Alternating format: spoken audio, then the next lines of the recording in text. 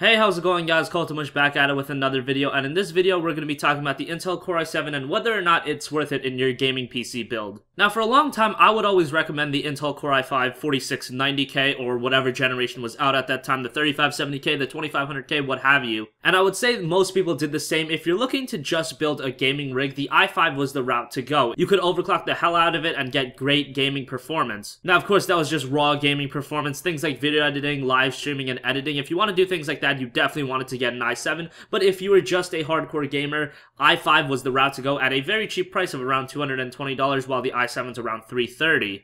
But is it now becoming more apparent that the i7 is worth the value? Because as we move to the next generation of consoles and gaming, and as developers really start making games geared for the next generation of consoles, you see a lot of these games that used to come out, a lot of games were geared for the Xbox 360, PlayStation 3, Xbox One, and PS4. They'd be all over, like they'd be on every single platform possible, and that would really hamper what the games could actually do.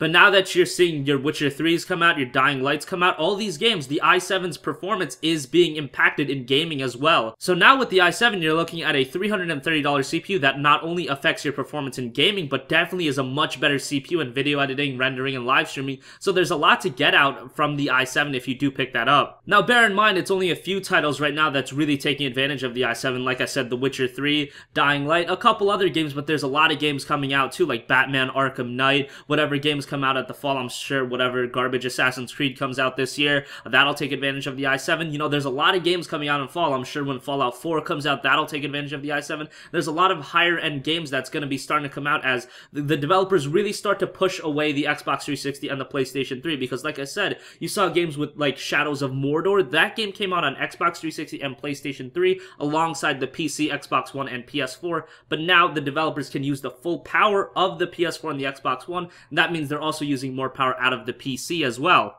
Especially because the next generation consoles, the Xbox One and the PS4, they're pretty much like mini PCs, so developing for the both of them is a lot easier. Unlike the last generation where the PS3 had this cell garbage architecture that developers would have to develop for, and it was like a pain in the ass, now they're pretty much just mini PCs. But now it definitely becomes apparent that if you do have an extra $100, maybe think about picking up an i7. An i5 can still get the job done, don't get me wrong. I'm running an i5 3570K, I overclocked it, and I have a GTX 970 and I can run Witcher 3 at near 60 frames per second, but where are we going to be in a year, 2 years down the line? I still think the i5 is still a viable option, but I think the i7 is also becoming a viable option for gamers to get, because even if you do a little bit of video editing and rendering, that's another bonus in spending that $100 as well.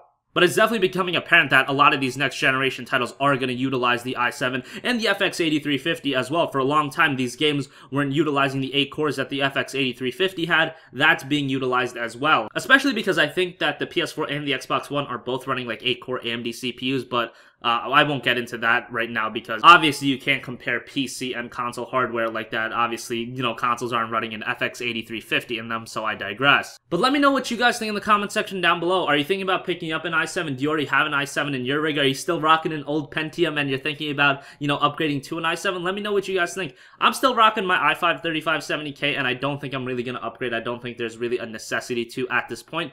But maybe a year or two down the line, because I do a lot of video editing, so for me, an i7 is definitely something I would want to get in the future, because right now, I really can't even live stream the higher end games. Like, I tried to live stream Grand Theft Auto 5, and that didn't really work too well, so an i7 is definitely something I want to pick up in the future, but let me know what you guys think in the comment section down below. Thanks for watching, as always, have a great day, peace.